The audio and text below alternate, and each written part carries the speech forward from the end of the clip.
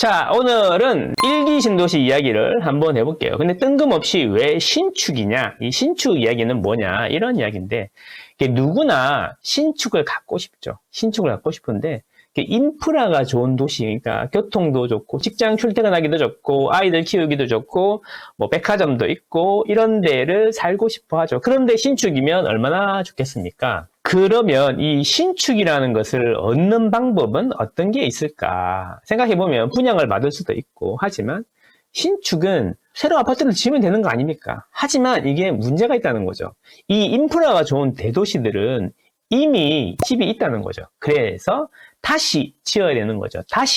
그래서 다시 재를 써가지고 재개발이나 재건축이라는 용어를 쓰게 됩니다.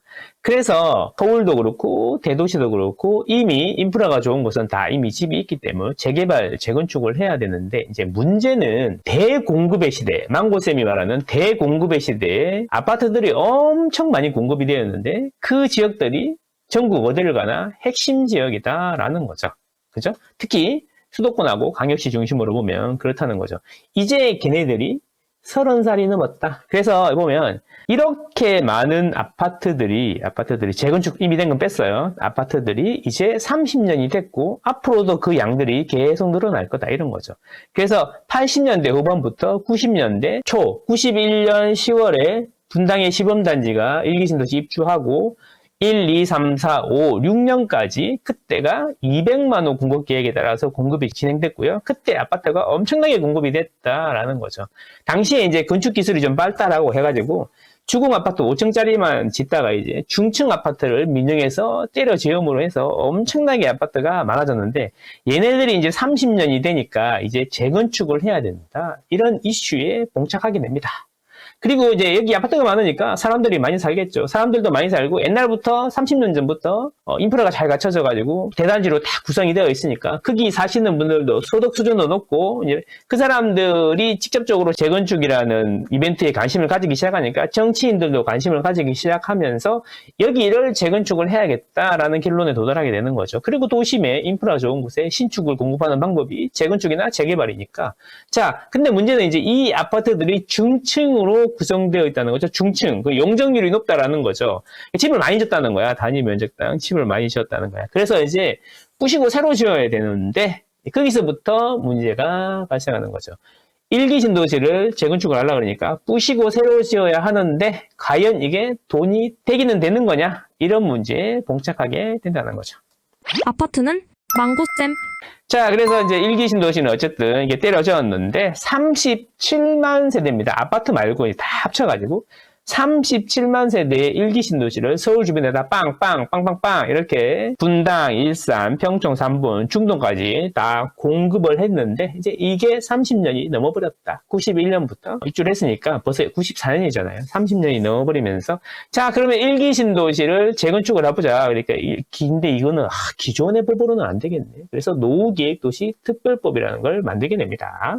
자, 그런데 이제 노후계획도시 특별법 이야기만 하면 나오는 이야기가 있죠. 무슨 이야기가 나오냐면 일기 신도시는 입이고 우리는 주둥아리요? 이런 이야기를 하게 되는 거죠. 그래서 무슨 이야기냐면 우리도 대단지고 대공급의 시대에 치였다. 우리는 왜 안 해주냐라는 이야기가 나오면서 일기 신도시 특별법이 노후계획도시 특별법으로 탈바꿈을 하고 200만 호가 넘는 아파트가 대상이 되고 거기에 사는 주민까지 하면 500만 명이 넘는 사람들의 이슈가 돼버리는 거죠. 상계 중개는 안 할 거냐? 쉽게 이야기하면 이런 거죠. 일기 신도시만 해줄 거냐, 이런 거죠. 어쨌거나 정부는 일기 신도시만 먼저 해주겠다, 이렇게 가닥을 잡았습니다. 그래서 이제 일기 신도시가 노후계획도시 특별법으로 바뀌면서 전국에 108개 지구 215만 호가 대상이 된다. 215만 호에 2.5명이 세대당 산다고 하면 거의 500만 명이 넘는 사람들이 대상이 되어버렸다라는 거죠. 근데 중요한 게 뭔지 알아요? 이 노후계획도시 특별법을 적용을 하려면 각 지자체에서 일기신도시 말고 노후계획도시들 있잖아. 상계, 중개, 하계 이런 데도 다 노후계획도시를 위한 기본계획을 다 짜야 되는데 이게 2년 걸린대요, 2년. 그리고 우선적으로 일기신도시를 먼저 하는 거야. 예를 들어 노원구, 상계, 중개, 하계가 노후계획도시 특별법을 적용을 받으려면 최소한 지금부터 빨리빨리 준비해도 2년 뒤에나 시작할 수 있다는 거죠. 어쨌든 그래서 일기신도시 먼저 하게 되었다라는 건데, 그런데 이제 문제는 이거죠. 언제 하는데? 시간이 문제라는 거예요, 시간. 이거 재건축은 한 번 하면 뭐 빠르면 10년이고 아니면 뭐 15년, 20년도 걸리고 우리 동네는 아직도 못하고 있는데 이런 이야기가 나온단 말이죠. 그래서 좋은데 이거 되기는 되는 거냐, 시간이 너무 많이 걸리지 않냐, 이런 이야기를 하게 됩니다. 그래서 나온 게 뭐냐면 겁나 빨리 한번 해줄게. 이게 바로 선도지구가 되겠다라는 거죠. 선도지구. 그래서 선도지구는 뭐냐, 일기 신도시를 빨리 할 건데, 이렇게 할 건데, 뭔가 예전 단어로 보면은 시범단지, 세종시로 치면 천마을 이런 거죠. 또 주공이면 1단지 이렇게 시범으로 딱 한번 해보겠다. 그걸 이제 시범은 좀 식상하잖아, 오래됐잖아. 천마을도 좀 오래된 것 같잖아. 그래서 선도지구라는 것을 지정하기로 했다. 선도지구는 뭐냐면, 야, 이거 3년 만에 착공해줄게. 아니, 더 빨리 해줄게. 2027년에 착공 들어갈게. 딱 이런 거죠. 와, 그럼 이게 대박인 거야. 2027년에 착공 들어가고 2030년에 입주한다는 계획인데, 지금 2024년이에요. 5, 6, 7, 8, 9, 0. 6년 만에 입주한다는 계획이 입주. 와, 이거 10년 걸리는 거를 이렇게 빨리 해준다고? 그래서 너도 나도 선도지구가 되고 싶은 마음이 생기는 거죠. 그래서 어떻게 하냐? 선도지구를 지정해 주겠다라고 이제 딱 해놓으니까 이제 일이 커져버린 거야. 너도 나도 다 이제 선도지구 지정해주라. 빨리 해주라. 선도지구에서 떨어지면 큰일 난다. 언제 될지 모른다. 그래서 모두 으쌰으쌰 해갖고 사전 동의를 긋기 시작합니다. 모여가지고 야, 사전 동의 긋고 우리는 몇 퍼센트 했어요. 몇 퍼센트 했어요. 법적 효력이 없는 자체적인 사전 동의를 긋기 시작하는 거죠. 이게 80%가 됐다, 90%가 됐다, 최단기에 80%를 모았다, 이런 이야기가 나오는 겁니다. 어쨌든 선도지구는 2025년에까지 특별정비구역으로 지정하고 2026년에 시행 및 사업 시행이죠. 관리 처분을 해서 27년에 착공하고 30년에 입주한다. 이 27년이 대통령 선거도 있고 지방선거도 있고 그런 거잖아요. 그래서 그 즈음에 착공을 시켜가지고 우리가 뭔가 좀 했다라는 것을 전국적으로 공표를 해서 나의 치적으로 삼고 싶다, 이런 계획인 거지. 근데 이제 그러려 그러면 정부에서 지자체에서는 해주고 싶은데 주민들이 안 따르면 어떡하지? 근데 하고 싶어? 하고 싶으면 동의를 잘해야 돼. 으쌰으쌰를 잘해야 돼. 그래서 그러면 어떻게 하라는 거냐? 그래서 알았다. 그러면 선도지구를 지정할 건데 말 많고 관심 많은 것 같으니까 배점 기준을 한번 만들어 볼게. 이렇게 된 거예요. 그래서 배점 기준을 싹 내려주면 이 배점 기준에 따라서 점수가 높은 곳이 선도지구로 지정이 된다. 그래서 이거를 이제 얼마 전에 발표를 했다는 거죠.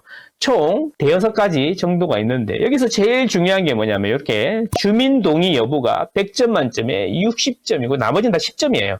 그러니까 이걸로 그냥 끝나는 거예요. 또 주민 동의 여부. 그럼 주민 동의 여부가 뭐냐? 뭐 예를 들어서 주민 동의가 50%면 10점, 90% 이상이면 60점 만점을 주겠다, 이런 이야기인 거예요. 근데 이제 여기서 중요한 게 있는데 어차피 이게 60%니까 얘네가 크게 좌지우지하게 될 거다. 이게 맞지.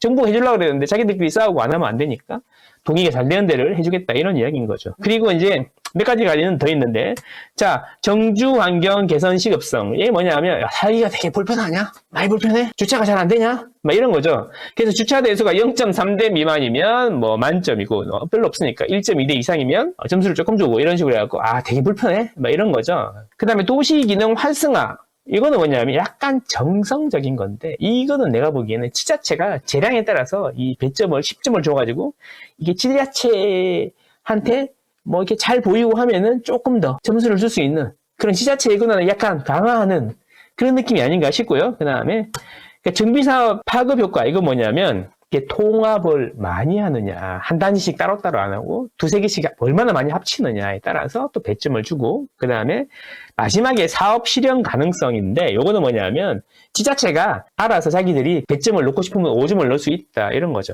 그런데 이 5가지를 다 봐도 압도적으로 60점이다, 이거죠. 그런데 이제 문제가 뭐냐면 50% 동의하면 10점이고 그럼 90% 이상 동의하면 60점이냐? 이렇게 생각할 수 있단 말이야.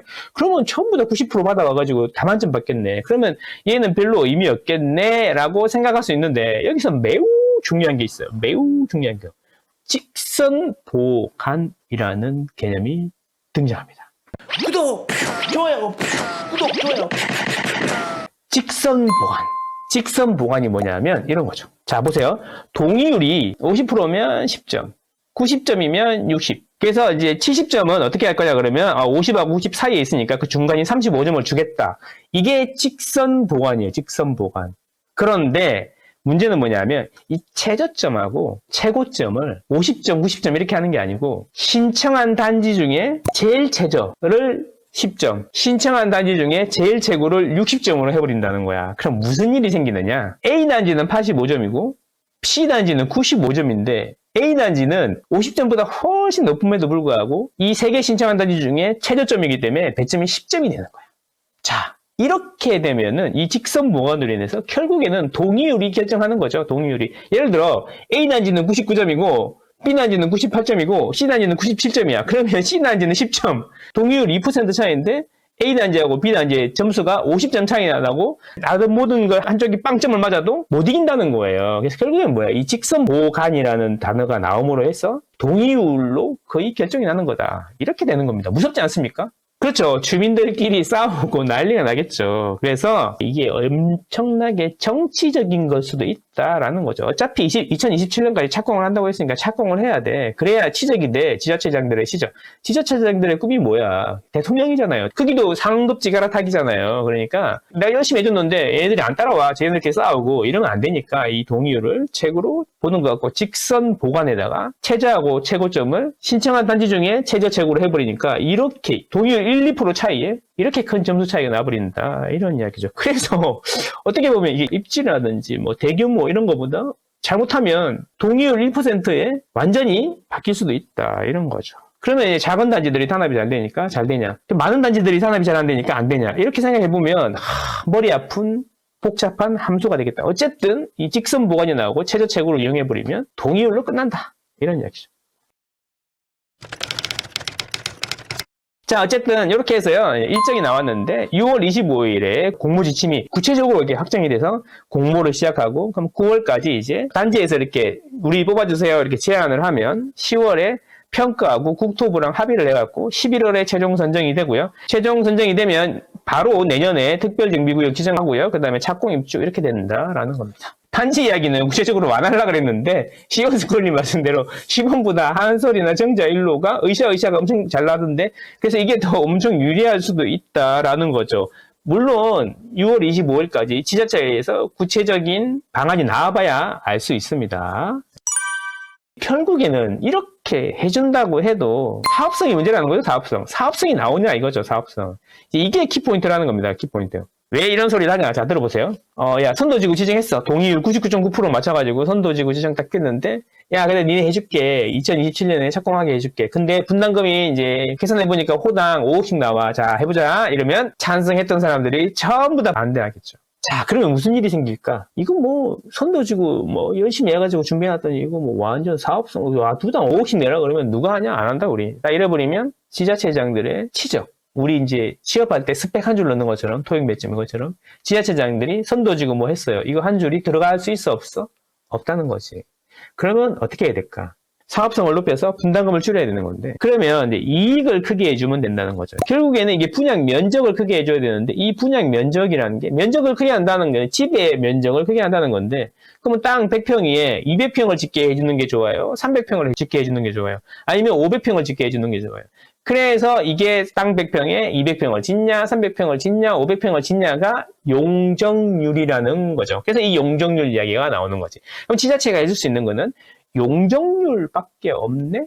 그래서 그 용적률을 어디까지 올려주냐, 뭐 450까지 올려준다, 500을 해준다, 많게는 750까지 해준다라는 건데, 개인적인 생각인데, 선도지구는 충분히 사업성이 나올 만큼 올려주지 않을까? 이런 생각이죠. 그런데 이게 올려주면 또 문제가 생기는 게 무슨 문제가 생기냐? 분당을 예를 들면 분당에 상하수도 시설의 용량이 있을 거고 도로에서 다닐 수 있는 차들의 교통량이라는 게 있을 건데 이거 무작정 전부 다 지금 200% 정도 되는데 평균이 500%를 올려서 2.5배로 만들어버리면 상하수도가 모자라고 길이 모자라고 공원이 모자라고 학교가 모자랄 수 있잖아요. 이걸 뭐래요? 기반시설이라고 그래요.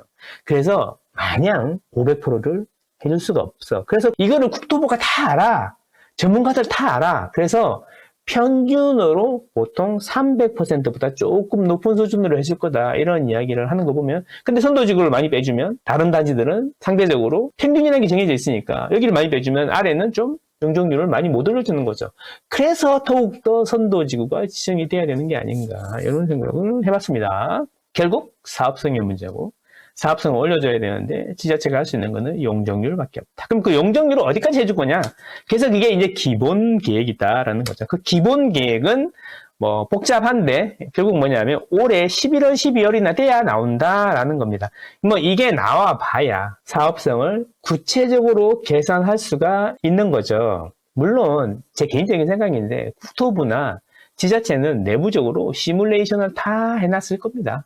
해놨을 거고 그리고 기부 체납을 어디까지 받을 건지도 시뮬레이션을 다 해놨을 겁니다. 내부적으로 기준이 있을 건데 안 박힐 뿐이겠죠. 이건 근데 상황 봐가면서 유도리 있게 조절해가지고 이때 11월에 확정을 하는데 이게 이제 7월에 만들어져 갖고 8월 정도 되면 이미 공람이 되고 의견 수렴이 되는 거니까 이때 되면 대충 어느 정도 될지가 밝혀질 겁니다.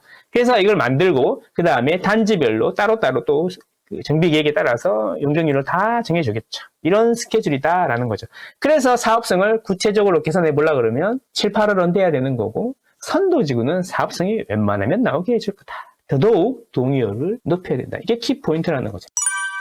그러면 여기서 이제 이런 이야기가 나오는 거죠. 어이씨, 노후계획도시는 1기 신도시만 노후계획도시냐? 노후계획도시, 1기 신도시는 입이고 우리는 주동아리야? 이게 사람들의 자연스러운 심리라는 거죠. 상계중개 하기는 어떡할 건데요? 막 이런 이야기 나오고, 일원동은 어떡할 건데요? 수서는 어떡하고요? 그 다음에 신내지구는 어떡할 겁니까? 이런 이야기가 나오게 되는 겁니다. 그러면 우리도 노후계획도시대로 하면 되지 않냐? 그러는데 이 노후계획도시를 적용하려고 그러면 2년 정도 시간이 걸릴 거라고 생각하고 있으니까 우선적으로 1기 신도시면 적용한 거고 다른 데는 안 될 거란 말이야. 그래서 나온 게 뭐냐? 그 오세훈이 또 질 수가 없잖아요. 그래서 이제 오세훈 시장이 강북 대개조 프로젝트 해가지고 360%까지 용적률을 올려준다. 이런 이야기를 하고 있는 거예요. 그래서 어떻게 보면은 많이 올려주고 기부 체납이 많은 1기 신도시보다 서울이 어떻게 보면은 안 지고 더 잘 될 수도 있다. 이런 생각을 해보게 되는데 이 계획들은 시간이 지나면서 더더욱 구체화가 되고 그 계획이 나오겠죠. 그런 것들을 가지고 아주 디테일하게 사업성을 계산을 하는 작업을 제가 우리 망고랩스에서 하고 있으니까 계산할 수 있는 환경이 되면 한 번씩 공개를 하도록 하겠습니다. 어디에서? 망고쌤 멤버스에서.